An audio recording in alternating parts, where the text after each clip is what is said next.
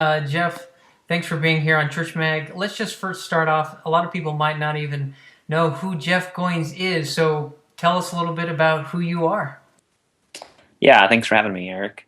My name is Jeff, and I'm a writer. I'm originally from Chicago. I've lived in Nashville, Tennessee. I came down here to chase a girl, and have been here for the past 6 years.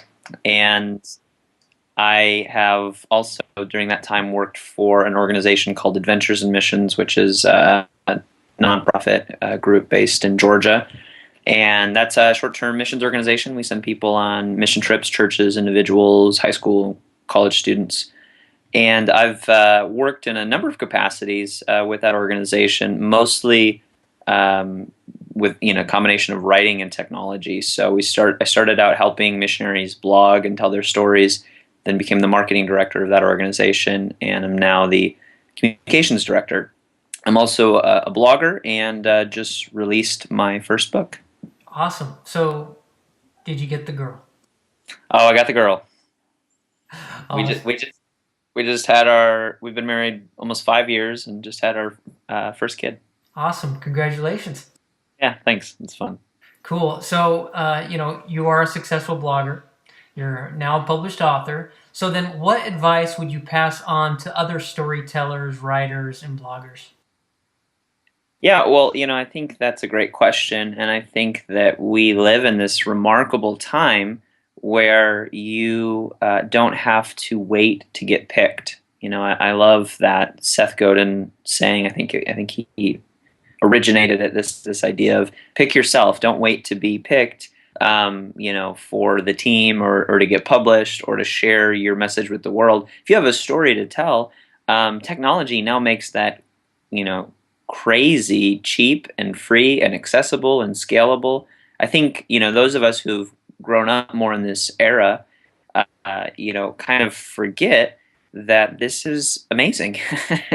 That 20 years ago, if you had a message that you needed to spread, you had to go door to door or have $1 million so that you could get on television, and there was nothing in between. And now with blogging and YouTube and social media, it just seems that there are amazing opportunities to connect with an audience. And so I'm really passionate about that. I want to help other writers whose words and stories need to be shared, get the platforms that they deserve, because I think that people are out there waiting to hear your message. It's just a matter of finding them, and the internet makes that a lot easier than it used to be. Yeah, take this interview for example. Here you are in Right. Tennessee, I'm in Italy, and we're having a conversation. Yeah, yeah, yeah. Like, Cool. So, on your blog, goinswriter.com, where you talk a lot about writing and blogging and whatnot, you talk about tribes as being a means to becoming published as a writer. So, how would you suggest someone get started with building or finding their tribe? yeah. I think that's another great question. I think a lot of people say that this comes down to topic, and I think that there's something to be said about that. I mean, kind of the typical thing to do if you start a blog is, if it's not a personal blog, and even if it is a personal blog, you want to start talking about a topic, and then supposedly there's a niche out there that will find your topic interesting, and I think that's good. But when it comes to building a tribe, I think it's more about worldview than it is about topic. For example, I could talk about cooking, but that's not specific enough of a topic. And there are lots of worldviews associated with cooking. There's the Rachel Ray worldview, and then there's the Paula Deen or Martha Stewart worldview. Those are very different approaches to cooking, at least in terms of the presentation of it. And so I think that we are really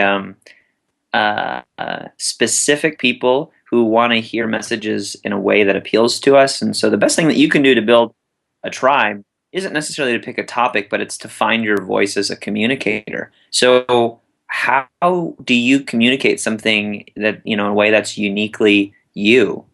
What is it about your voice or your style or your method that people find appealing? And I mean, you can look at this for example, in the church world and go like, why does one group of people go to this Baptist church and another group of people go to that Baptist church? And maybe the doctrine is exactly the same, but the presentation style is way different.